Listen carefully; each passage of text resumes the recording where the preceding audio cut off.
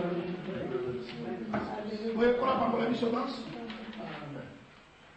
lisons dans le psaume. Nous allons plutôt dans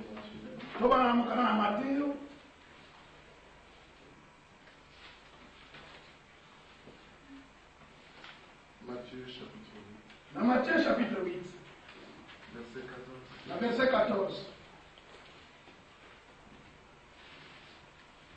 Jésus se rendit ensuite à la maison de Pierre, dont il vit la belle-mère couchée et en affaire.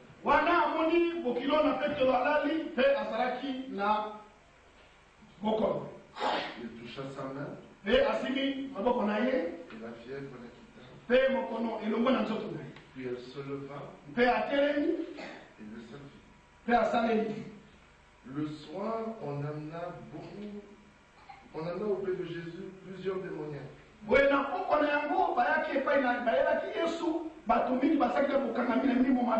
Il chassa les esprits par sa parole et il guérit tous les malades. Afin que s'accomplisse ce qui avait été annoncé par Isaïe le prophète. Il a pris nos infirmités. Il s'est chargé de nos maladies. Amen. Nous voyons ici ce qu'on a déjà entendu. Que lorsque le Seigneur est venu, il a apporté le salut de l'âme. Il a aussi amené la guérison du corps. Notre Dieu est un Dieu qui accomplit tout parfaitement. Dans le merveilleux chapitre d'Ésaïe 53, Ésaïe chapitre 53, là il est dit des paroles merveilleuses. À partir du verset 3, il est dit mépriser et abandonner des âmes.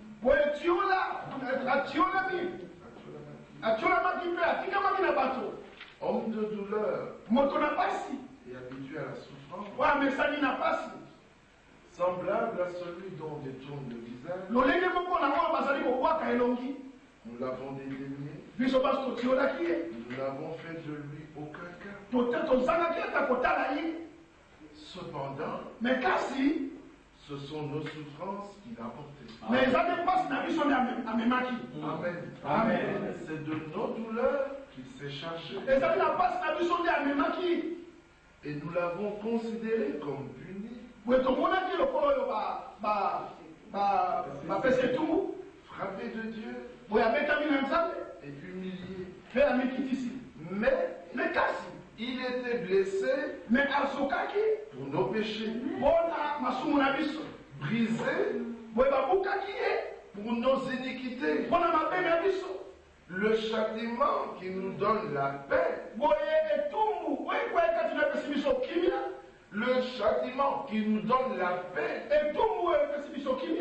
est tombé sur lui. Et c'est par ses meurtrissures que nous sommes guéris. Amen. Alléluia. Amen. Ce passage est un passage merveilleux.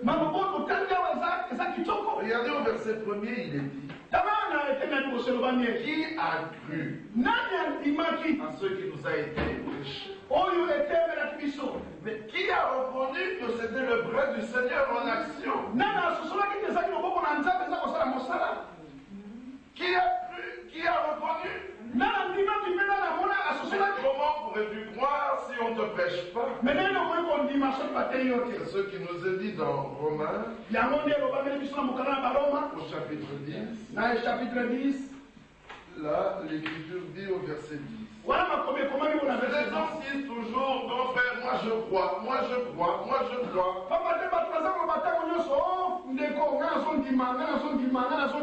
D'accord. C'est l'Écriture. Romains 10. Car c'est en croyant du cœur qu'on parvient à la justice. Et c'est en confessant de la la bouche qu'on parvient au salut,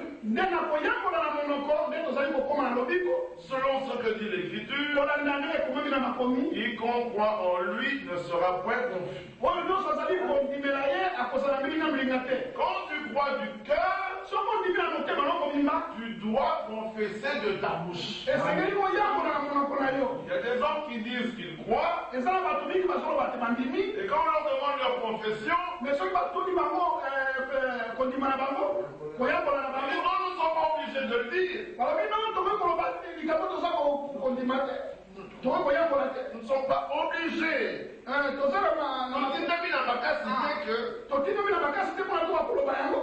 Pourtant l'Écriture dit, en croyant du cœur, qu'on parvient à la justice, mais tu dois confesser de la bouche.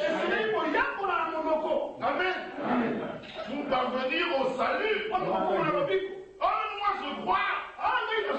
Si tu crois, repens-toi, fais-toi baptiser au nom du Seigneur Jésus-Christ. La confession de la foi, ce n'est pas venir chez un prêtre et lui dire j'ai été volé, non. C'est comme ça qu'ils invitent les gens au confessionnal ou je ne sais pas comment. Dans 1 Timothée 6:12, verset 12, il est dit combat le bon combat de la foi. Saisis la vie éternelle à laquelle tu as été appelé et pour laquelle tu as fait une belle confession en présence d'un grand nombre de témoins. Cette confession, c'est tu as rendu témoignage. Celui qui croira, mais qui le prouve en se faisant baptiser, il doit confesser de sa bouche. C'est pour ça que Philippe, après avoir prêché la parole à l'eunuque éthiopien, celui-ci lui dit, mais qu'est-ce qui empêche que je sois baptisé? Lisons cela dans Acte 8. Nous sommes dans Acte chapitre 8, c'est bien. Regardez, c'est une histoire merveilleuse. Un ange du Seigneur s'adressant à Philippe lui dit, verset 26, lève-toi et va du côté du midi, sur le chemin qui descend de Jérusalem à Gaza, celui qui est désert. Alléluia. Amen. Il se leva et partit. Et voici un Éthiopien, un eunuque, ministre de Candace, reine d'Éthiopie, et surintendant de tous ces trésors, venu à Jérusalem pour adorer. Mais c'est comme ça que vous avez rencontré aujourd'hui, comment s'appelle-t-il? Laurent Fabius. Rencontré Fabius sur le chemin. Il passe avec son chauffeur, la voiture ministérielle, accompagné. Et toi, à pied au bord de la route. Mais avec un ainsi dit le Seigneur. Ce n'est pas que tu vas j'ai entendu ça, tu devais arrêter tout le monde en chemin, non. C'était sur l'ordre du Seigneur.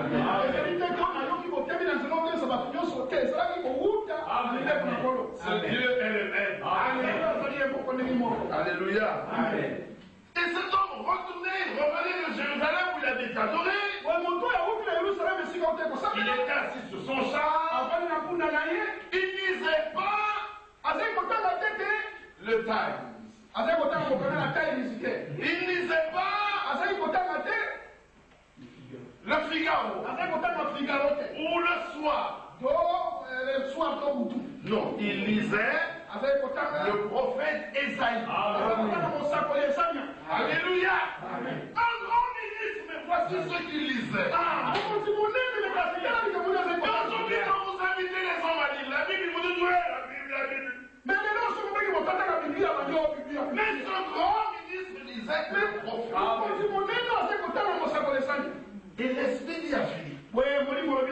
avance. Et approche-toi de ce champ. Philippe a couru. Et entendit l'Éthiopien qui lisait. C'est que l'Éthiopien lisait à haute voix. Aujourd'hui, les hommes, quand ils lisent et ils prient, ils se cachent. Je ne vous ai pas dit d'aller déranger les gens dans le train en lisant à haute voix. Il était dans sa voiture. Vous pouvez lire à haute voix. Il était dans sa voiture, il n'avait rien à cacher. Sa foi, même son chauffeur savait ce qu'il croyait. Toi, ta foi, même ton ami ne sait pas ce que tu crois. Philippe l'entendit qu'il lisait le prophète Esaïe. Mais comme il lisait le prophète, oh, Philippe a été réconforté. Comprends-tu ce que tu lis? Alléluia. Il répondit, qui t'a permis de monter dans mon véhicule? Tu viens me déranger ici? Montre-moi ta carte d'identité. Non, il dit, comment le pourrais-je? Si quelqu'un ne me guide. Alléluia. Il faut qu'on nous guide. C'est pour ça que le sentier du juste est une lumière resplendissante. Et le méchant, il ne sait même pas ce qui va le faire tomber. Il y a quelques jours, je regardais encore les nouvelles. C'est l'ancien premier ministre du Pakistan. C'est le chef qu'il a nommé à l'armée. C'est celui-là qui lui a fait un coup d'État et qui l'a incarcéré à perpète. Lui-même a nommé. Il a trouvé un autre chef d'état-major. Il a trouvé un autre chef d'état-major. Il a enlevé celui qui était là. Il a placé le sien. Mais c'est le sien qui lui a fait un coup d'état. Et aujourd'hui, il est en prison à perpétuité. Le méchant ne sait pas ce qui le fera tomber. Ce que tu recherches, c'est ce qui te fera tomber. Il s'était tranquille dans son mode. Avez-vous déjà remarqué qu'il n'y a aucune cigarette qui est sortie de son stand pour entrer dans la bouche d'un homme? Donc c'est l'homme lui-même qui va rechercher la cigarette. Il dépense son argent pour se donner des maladies. Il avait dit pour corriger le cancer du poumon. Si l'homme savait ce qui peut le faire tomber, il y a beaucoup de choses que les gens ne feraient. Et il invite à Philippe à monter à s'asseoir avec lui. Le passage de l'écriture qu'il lisait était celui-ci. Il a été mené comme une brebis à la boucherie. Mais c'est le chapitre que nous venons de lire. Et comme un agneau muet devant celui qui le tombe, il a pas ouvert la bouche. Dans son humiliation, son jugement est élevé et sa postérité qui la dépeindra. Car sa vie a été retranchée de la terre. L'eunuque dit à Philippe, je te prie, de qui le prophète parle-t-il?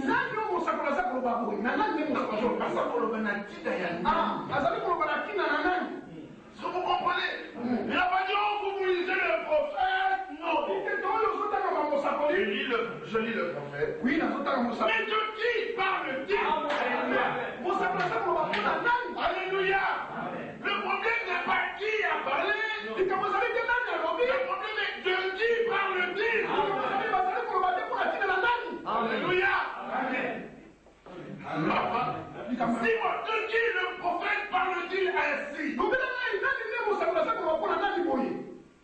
Est-ce de lui-même ou d'un autre? Alléluia. Mais le message que nous avons reçu aujourd'hui nous parle de qui? D'un homme qui a été en Amérique ou en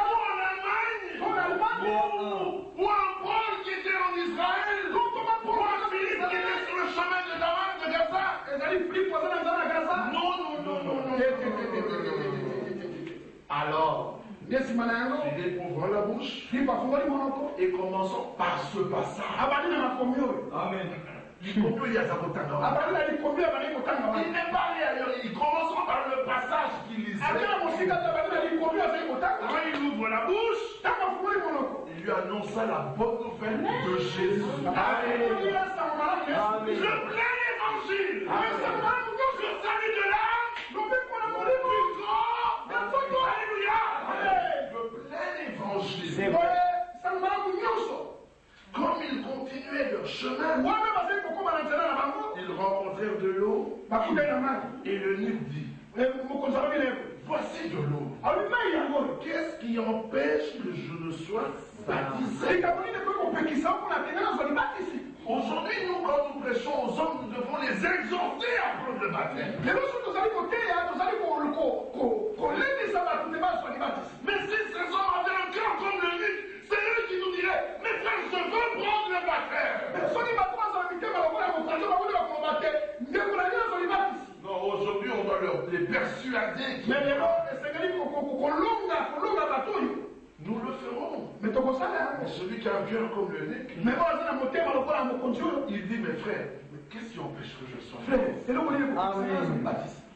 Philippe dit, si tu crois de tout ton cœur, regardez ce passage. Oui. Et retournons dans Romains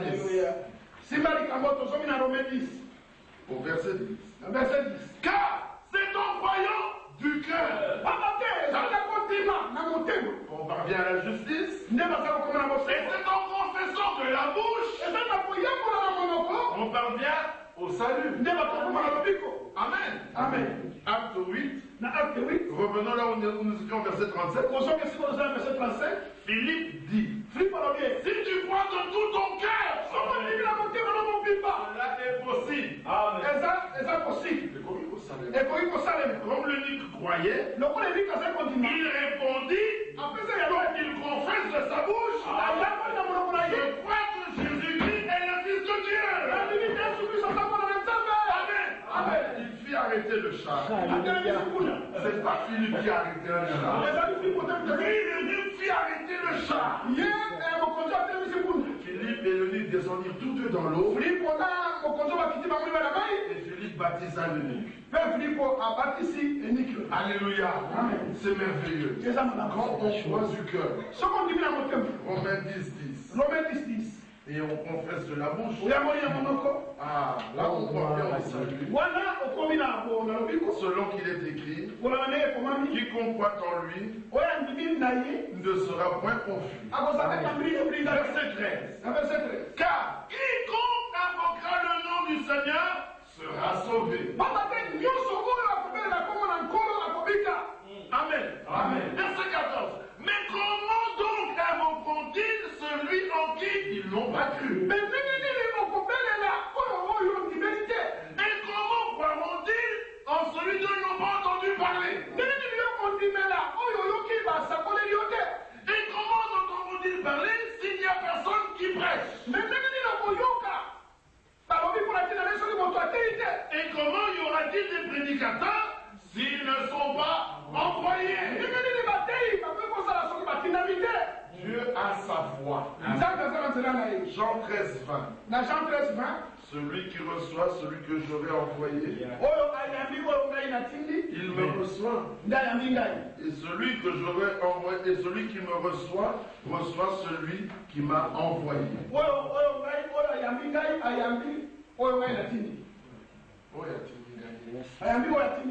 La voix du Seigneur ne change pas. Le Seigneur travaille au travers de ses envoyés. Et quand il les envoie avec la parole, comme l'œuvre de Golgotha est une œuvre complète, nous étions dans Ésaïe 53. Nous lisons au verset 4. Nos souffrances, il les a portées. Nos douleurs, il s'en est chargé. Alléluia. Amen. À cause de nos péchés, il a été blessé. À cause de nos iniquités, il a été brisé. Et ces blessures que nous voyons, c'est ça l'objet de notre guérison. Alors la question est simple. Le Seigneur a-t-il été meurtri? Est-ce que Kolo Asukisamaki? Une question. Amen. Le Seigneur a-t-il été meurtri? Amen. La Bible dit, par sa meurtrissure, nous sommes guéris. Amen. Amen. Ce n'est pas un prédicateur qui vous guérit. Ce n'est pas aujourd'hui que vous serez guéris. Vous avez été guéris il y a près de 2000 ans à Golgotha. Amen. Amen. Vos péchés vous ont été pardonnés quand son sang a coulé. Ce que le Seigneur veut, c'est que vous croyez cela. Et si tu le crois, tu le feras s'accomplir. Amen. Amen. Et c'est pour ça qu'il envoie sa parole. Comme nous l'avons lu dans Matthieu 8. Par sa parole, il est guéri. Pendant que la prédication sort, les démons s'enfuient. Pendant que la parole sort, je n'ai pas besoin de souffler sur vous. Ça vient.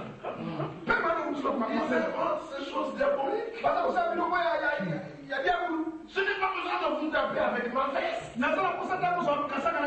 si je n'en ai pas, la Bible ne dit pas, par sa veste, nous avons été guéris. Non, par ses meurtrissures, nous avons été guéris. Alléluia.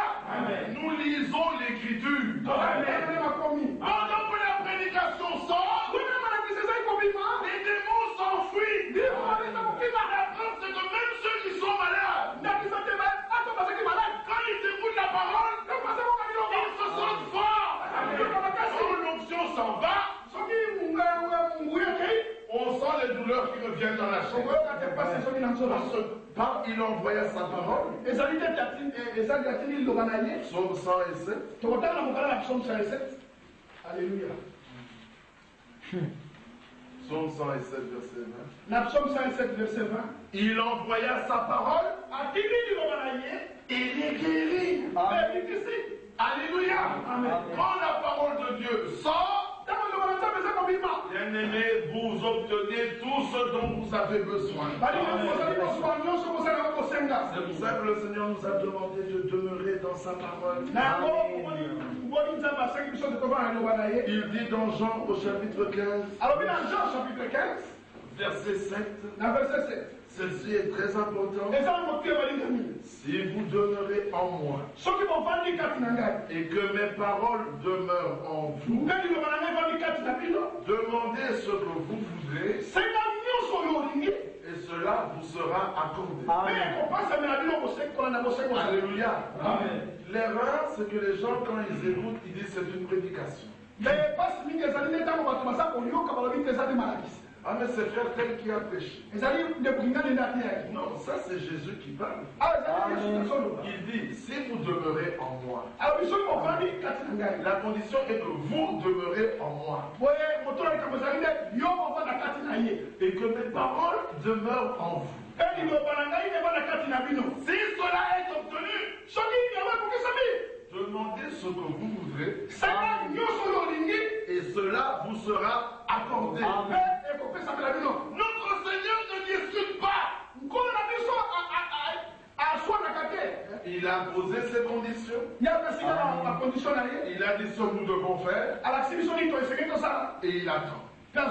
Si vous le faites, il voit que c'est correct. Il est obligé d'entrer en action. Quand tu regardes ce que Dieu a dit et que tout est en place comme il a ordonné, tu as en droit de lui dire, mais Seigneur, c'est toi qui as dit. Alléluia. C'est pour ça que quand David prie, il dit, rends-moi la vie selon ta promesse.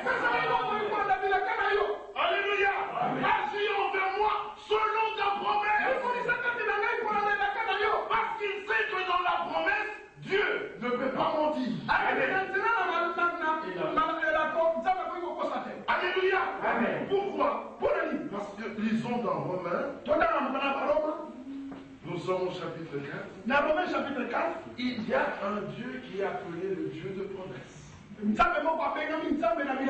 Dans Romains au chapitre 4, verset 20, il ne douta point par incrédulité au sujet de la promesse de Dieu. Non, notre Dieu est un Dieu de promesse. Quand il vient vers nous, ce qu'il fait, c'est qu'il nous rencontre au travers des promesses qu'il nous donne.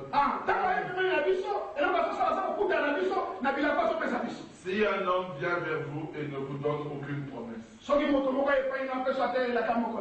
verrez que votre cœur ne brûlera pas pour lui. Mais que Dieu vienne et celui-ci ne t'a donné aucune promesse. Et au même moment, tu entends qu'il y en a un dehors qui t'avait fait une promesse. Qu'est-ce qui va se passer? Tu diras, celui qui ne t'a pas donné de promesse, attends-moi. Et tu diras vers celui qui t'avait fait la promesse. Ah oui, c'est ça. Celui qui ne t'a pas fait de promesse, tu lui demandes de t'attendre.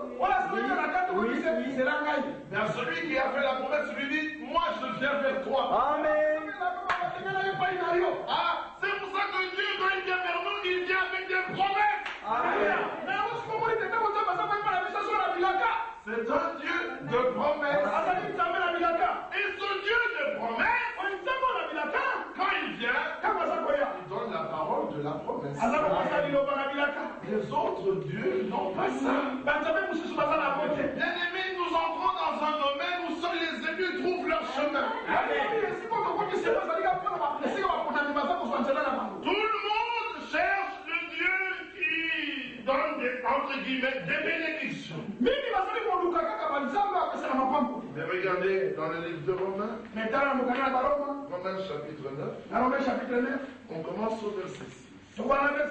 Ce n'est point à dire que la parole de la promesse soit restée sans effet. Parce que la parole de la promesse travaille. C'est une semence. Elle agit. Elle a la vie en elle. Ce Paul déclare, ce n'est point à dire que la parole de la promesse soit restée sans effet.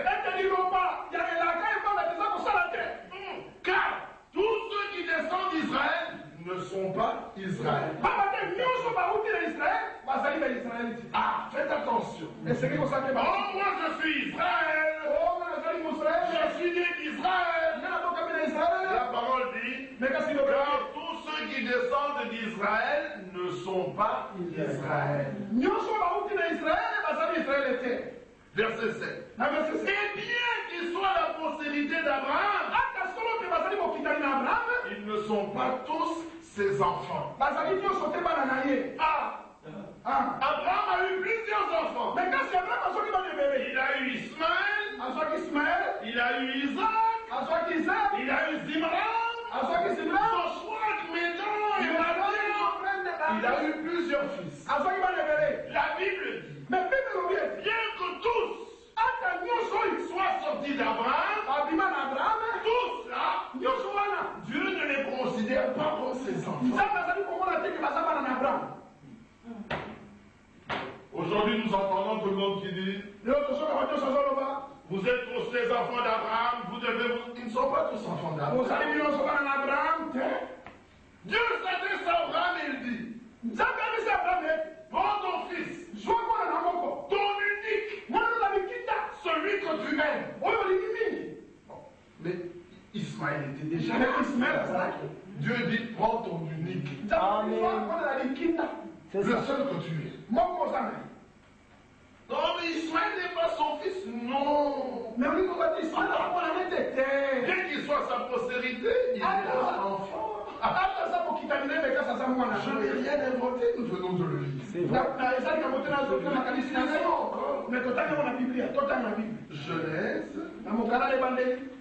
Genèse, je crois que c'est le chapitre 21. C'est bien ça, c'est au chapitre 22. Au verset 1er et 2.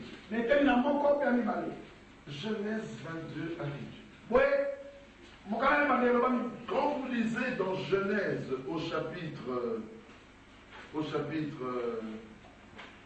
21, bien même prenons Genèse au chapitre 17. Là, nous voyons que Abraham avait deux fils. Avait déjà un fils Ismaël, qui est né au chapitre 16. Et au chapitre 17, à partir du verset 15, Dieu dit à Abraham, tu ne donneras plus à Sarai, ta femme, le nom de Sarai, mais son nom sera Sarah. Je la bénirai et je te donnerai d'elle un fils. Ah, écoutez ce que Abraham dit au Seigneur.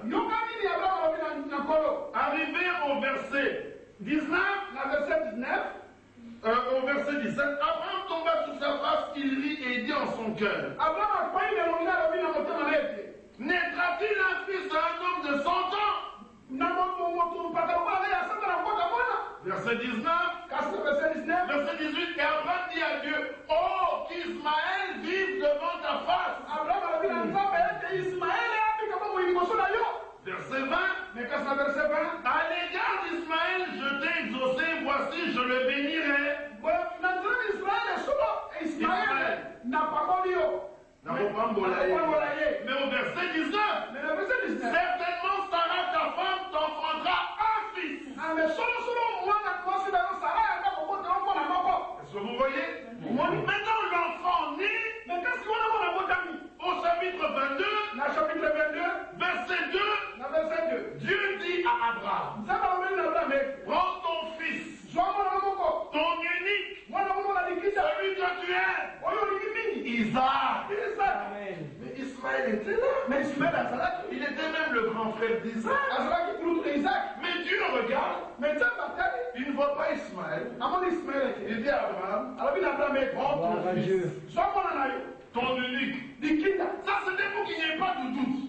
Pour moi, Dieu, tu n'as qu'un enfant. Isaac. Celui que tu es. Parce que moi-même, je l'aime. Alléluia. Prends-le. C'est étrange. Mais Paul avait bien compris cela. Amen. Regardez. Il dit, Romains 9, verset 7.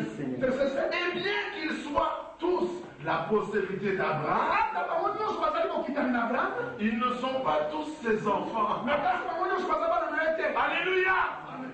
Mais il est dit, en Isaac, tu auras une postérité appelée de ton nom. Alléluia. C'est-à-dire, ce ne sont pas les enfants de la chair qui sont enfants de Dieu, mais que ce sont les enfants de la promesse qui sont regardés comme la postérité. Ce ne sont pas ceux qui sont nés de la chair. Non, c'est ceux qui sont nés avec une promesse. Ce n'est pas à dire que tous ceux qui disent chrétiens sont chrétiens. Ce sont les enfants de la promesse qui sont de vrais chrétiens. Bien qu'ils se déclarent tous être croyants, mais aux yeux de Dieu, ce sont ceux qui sont liés selon la promesse qui sont croyants. Les autres, aux yeux de Dieu, comme Ismaël, il n'a pas le droit de citer. Mais frère, ça semble dur. On dirait que on fait de la discrimination. On rejette des gens. Oh, mais vous devez avoir de l'amour. Toi, tu as plus d'amour que Dieu. Dieu a bien vu qu'Abraham, il avait les deux, il dit ton unique. Et toi, tu as plus d'amour que Dieu. Non, Dieu, tu t'étais trompé. Il y avait quand même Ismaël. Moi, j'ai beaucoup d'amour. Ismaël, fils d'Abraham, vient. Dieu dit non, son unique fils, c'est Isaac. Alléluia. Pourquoi? Parce que Isaac était né en vertu de la promesse. Galates 4, verset 22. Car il est écrit qu'Abraham eut deux fils. Un de la femme esclave et un de la famille. Mais celui de l'esclave naquit par les efforts de la chair, selon la chair. Et celui de la femme libre naquit en vertu de la promesse.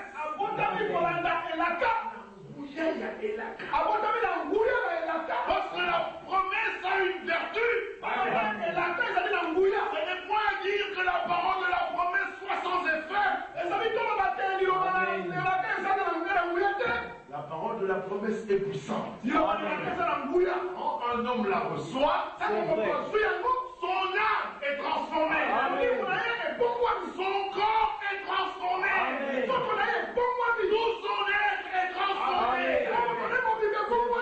Alléluia. Abraham était vieux. Sarah était vieille. Elle courait sous le poids de l'âge. Elle n'avait plus de plaisir dans sa chair. Dieu dit, je reviendrai l'année prochaine. À la même époque, ta femme aura un fils. La Bible dit, Sarah crut en la fidélité de celui qui avait fait la promesse. Comme son cœur avait cru, le corps a été transformé. Amen. Elle est redevenue jeune. Elle a pu enfanter un fils. Elle qui, de toute sa vie, n'avait jamais conçu. Le Dieu de promesse donne la parole de la promesse. Amen. Alléluia. Amen. Alors, ceux qui reçoivent la parole de la promesse peuvent devenir des enfants de la promesse. Comme Isaac. Galates chapitre 4, verset 28. Pour vous, frères, comme Isaac, vous êtes enfants de la promesse. Alléluia. Les enfants de la promesse naissent en vertu de la promesse. Si nous sommes enfants de la promesse, alors nous sommes de vrais chrétiens. Nous vous demandons quelle est la promesse de ce jour. Quelle est la parole de la promesse que vous avez pour que vous puissiez naître et être appelés enfants de la promesse. Sinon, comme Isaac, vous êtes enfant qui est né selon la chair. Ismaël, merci mon frère. Vous êtes enfant qui est né selon la chair. Revenons dans Romains. Romains chapitre 9. Verset 8. C'est-à-dire que ce ne sont pas les enfants de la chair qui sont enfants de Dieu, mais que ce sont les enfants de la promesse qui sont regardés comme la postérité. Amen. Voici en effet la parole de la promesse. Je reviendrai à cette même époque. Et Sarah aura un fils. Le Dieu de la la promesse a donné la parole de la promesse pour que les enfants de la promesse puissent naître. Alléluia. Est-ce que vous comprenez cela? Oui. Ismaël adorait le Dieu de son père. C'est-à-dire qu'il croyait au Dieu d'Abraham. Il priait ce Dieu-là. Comme Isaac priait le même Dieu. Le Dieu d'Abraham. Mais les deux, Ismaël et Isaac, tous les deux adorant le même Dieu. Ils avaient le même père. Ils avaient le même prophète. Abraham. Ils avaient la même foi. Mais Isaac, il avait une promesse. Et Ismaël n'avait pas de promesse. Comme il n'avait pas de promesse, Dieu n'était pas son Dieu. C'est pour ça que Moïse dit, Dieu dit à Moïse, je suis le Dieu d'Abraham, le Dieu d'Isaac. Il n'a pas cité Ismaël. Et il dit le Dieu de Jacob. Il n'a pas cité Esaü. Esaü était fils d'Isaac. Ismaël était fils d'Abraham. Isaac avait une promesse. Jacob avait une promesse. Alléluia. Et aujourd'hui, nous avons une promesse. Je restaurerai. Les années qu'ont dévoré le soleil, le asile, le gazon, la sauterelle, alléluia. Dieu a donné la parole de la restauration. Voilà la parole de la promesse. Je restaurerai. Les années qu'ont dévoré le soleil, la grande armée que nous avons envoyé contre vous. Alléluia. Amen. C'est pour ça que le premier jour, la prédication a porté 2 chapitres plus loin. Dans Actes au chapitre 3, Pierre et Jean guérissent un malade par la puissance du Saint-Esprit. Le Seigneur.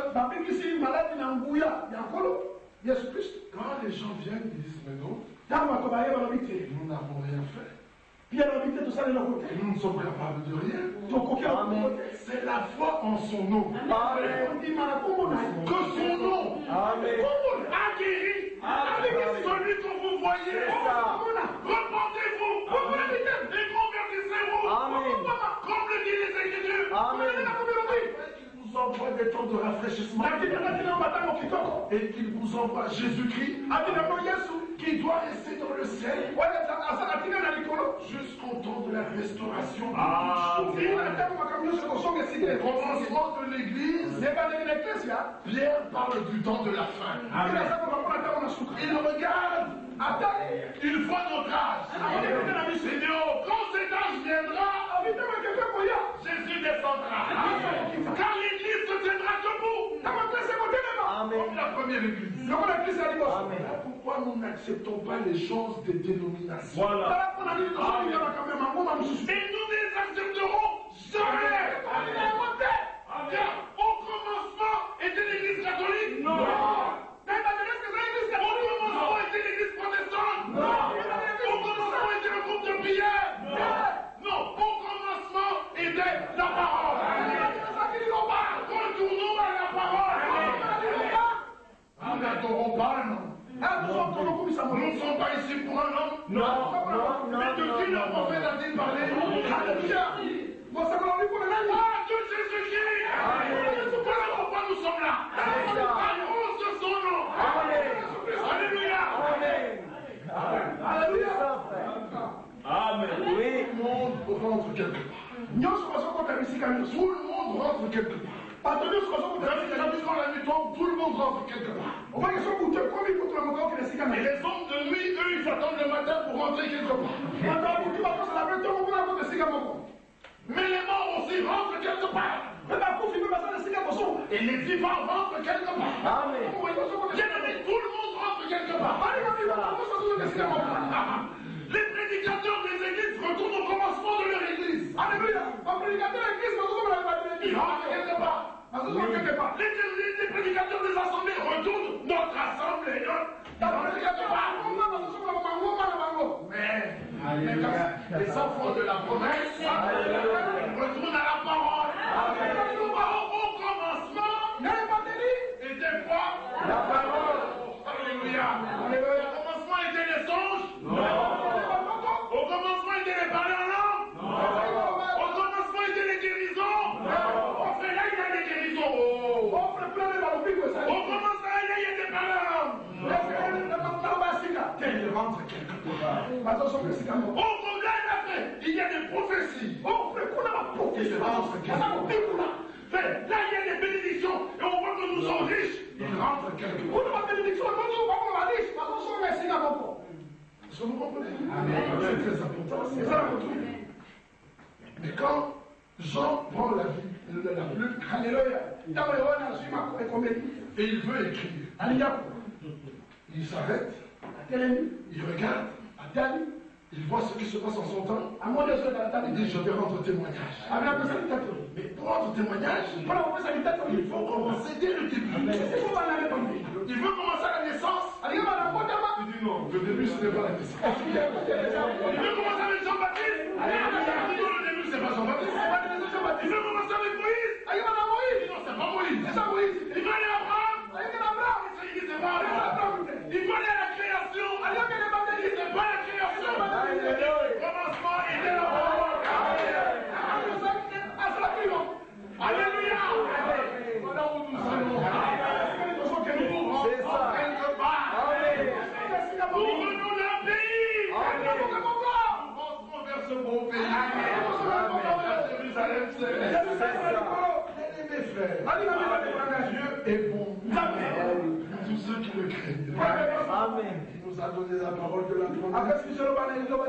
Que nous soyons des enfants de la promesse. Et alors, nous croyons comme le dit l'Écriture. Nous recevons l'esprit de la promesse. Amen.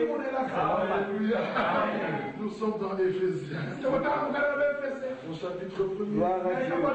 Verset 13. Merci. En lui. Lui qui? Christ. Christ qui? La parole. En lui. Lui qui était au commencement. Qui a apparu parmi nous. Jésus. En lui. Vous aussi. Après avoir entendu la parole de la vérité. L'évangile de votre salut. En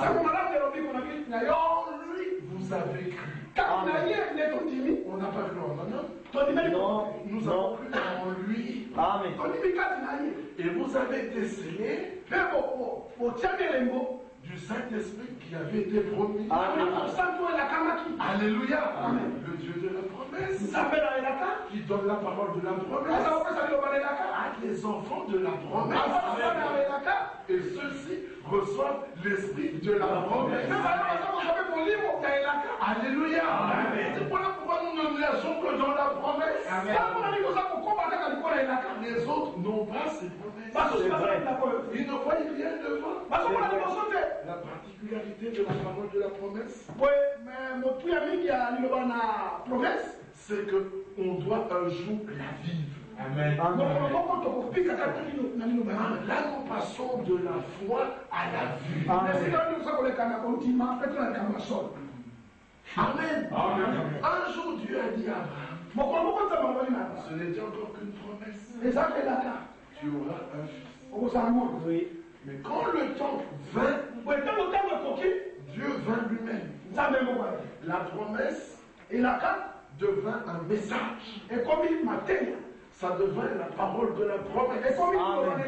La période était fixée. Amen. L'année prochaine, je reviendrai à la même époque. Pas au début, pas à la fin, à la même époque. Mais maintenant, même on définit la personne avec laquelle ça doit s'accomplir. Sarah, pas n'importe quelle femme. Non, Sarah ta femme. Sarah, moi c'est d'ailleurs. Parce que dans Genèse 12 et Genèse 15, dans Genèse 12, Genèse 15, quand Dieu lui dit tu auras un fils, Sarah dit mais ça peut être avec Agar. Sarah dit et Abraham dit oui, peut-être que c'est avec Agar. Mais quand le temps vint, on dit avec qui? Amen. Aura un fils. Son nom sera même Isaac. C'est lui. Est-ce que vous comprenez? Quand le temps de l'accomplissement arrive, la parole est proclamée sous forme de message. Ça devient la parole de la promesse. Elle a une action dans la vie de ceux qui croient. Amen. Ils sont engendrés à la vie. Ils sont transformés. Amen. Quand ils marchent, Amen. ils n'ont qu'un but. C'est l'accomplissement de la promesse. C'est dans ce but-là qu'ils sont nés. Amen. Jésus a prié. Si tu peux ôter cette coupe, c'est pour cette heure que je suis venu. Nous naissons avec une vocation. Avec le travail que nous devons accomplir. C'est que Dieu, au travers de nous, doit confirmer sa parole.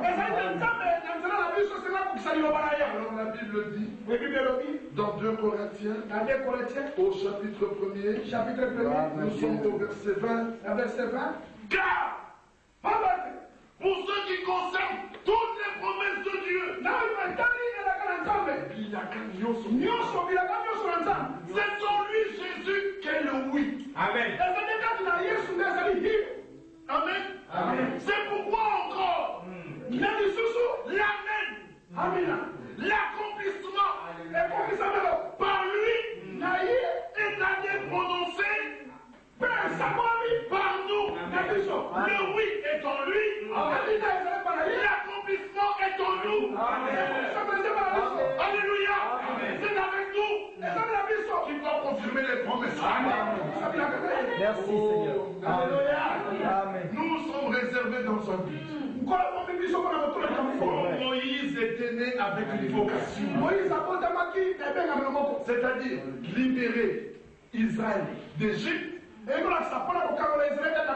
Tous les enfants de son âge étaient tués. Mais lui, il a été sauvé. Comme il était né pour cela, Dieu l'a gardé. Merci Seigneur. Quand le temps arriva, Dieu le fit sortir d'Égypte. Et au moment de sortir d'Égypte, comme il avait en vue l'accomplissement des promesses, il n'a pas regardé à la gloire d'Égypte, aux richesses d'Égypte, aux jouissances de la vie d'Égypte, motivé par la promesse.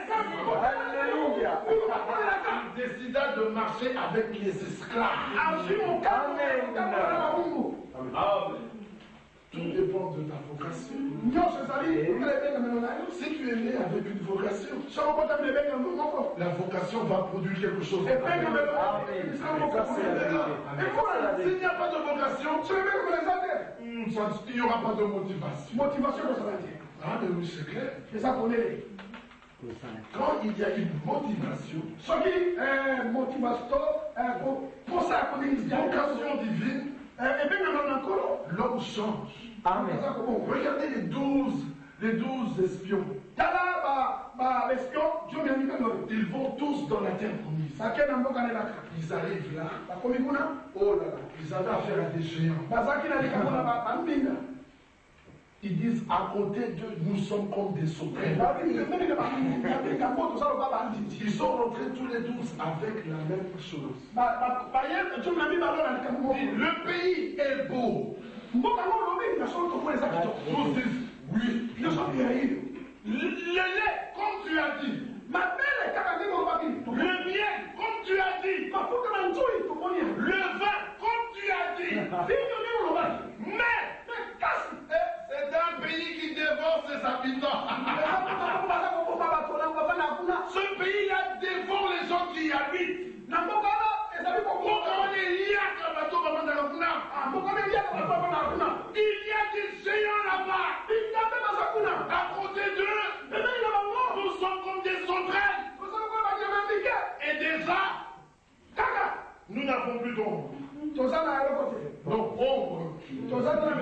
Élie. Vous savez quand un homme est vivant, il se déplace. Quand le soleil le frappe, on voit l'ombre. Quand l'homme disparaît, pouvez-vous encore voir son ombre? Non. Parce qu'il est mort. Alors eux, devant la terreur que leur infligeaient les habitants de ce pays, nous n'avons plus d'ombre. L'ombre que tu vois, il n'y en a plus, nous sommes déjà morts. Pourquoi ils ont regardé aux géants? Mais Josué et Caleb, qui regardaient à la promesse, ils disent oui. C'est comme ils ont dit. Mais déjà,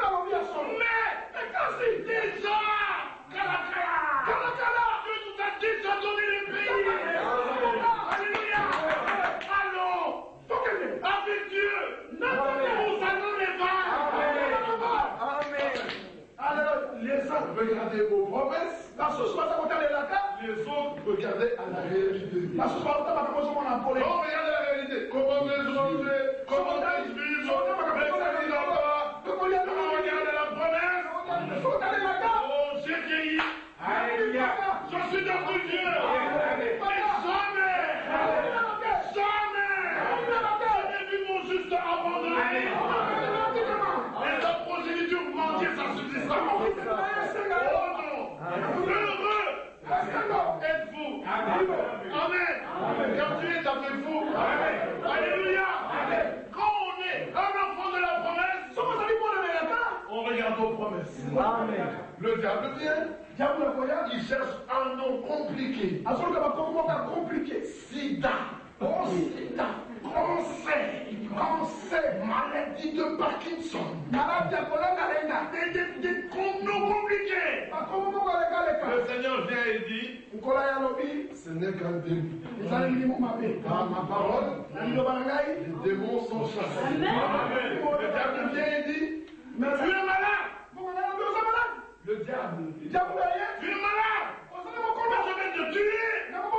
La promesse dit, mais il me ressuscitera. Alléluia. Amen. Et il te dit, la maladie ne finira jamais. Et la promesse répond, mais la question est par ses meurtrissures. C'est déjà été guéri.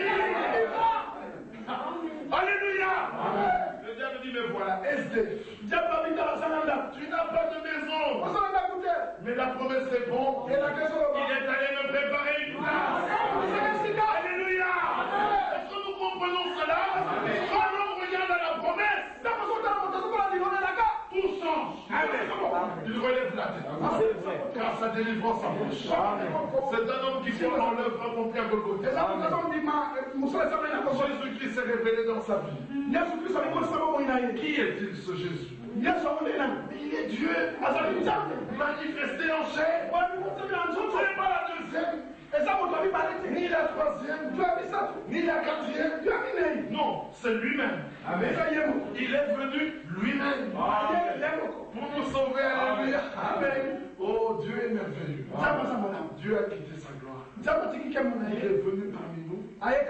Et il a apparu comme un simple homme. Regardez comment il est entré. Parmi les hommes, il est entré comme un homme. Il n'y avait que peu qui savaient qu'il était plus qu'un homme.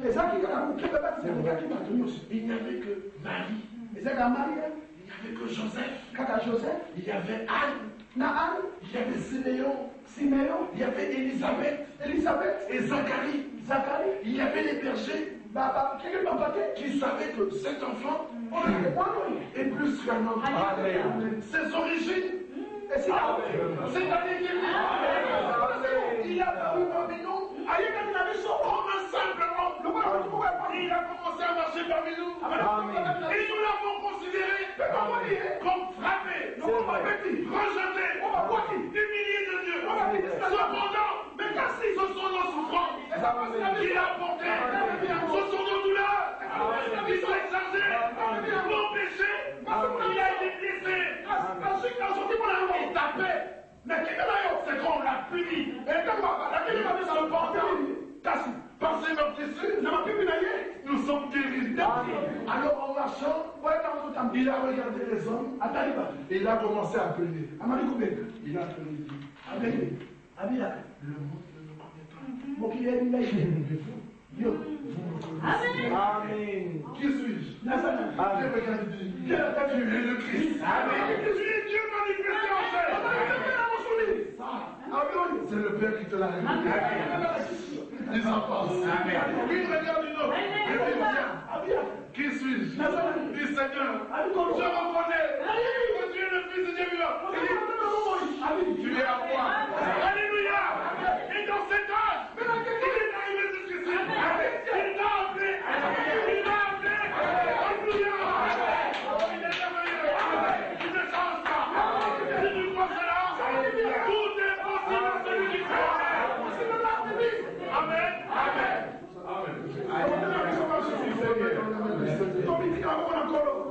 Je demandais à mon frère de choisir un autre pour que nous allons chanter. Mais il n'y a joué. Nous avons écouté la parole de Dieu. Chacun a écouté. La Bible dit ceci. Aujourd'hui, si tu entends sa voix, si tu entends la voix du Seigneur, n'endurcis pas ton cœur. Aujourd'hui, c'est un grand jour pour toi. Le jour du salut.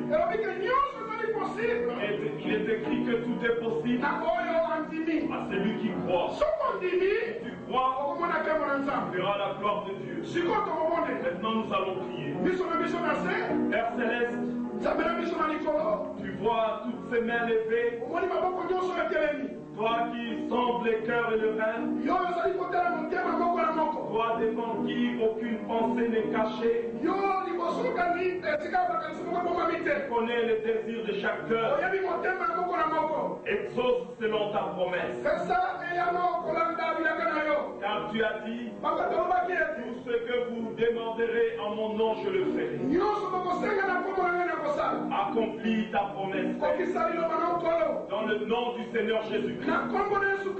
Nous te remercions parce que tu es celui qui écoute la prière. Et celui qui exauce la prière. Comme nous avons écouté, c'est par la foi dans le nom de Jésus que le nom de Jésus a agi. Nous te remercions. Que la gloire te revienne. Au nom du Seigneur Jésus-Christ. Amen. Amen. Amen.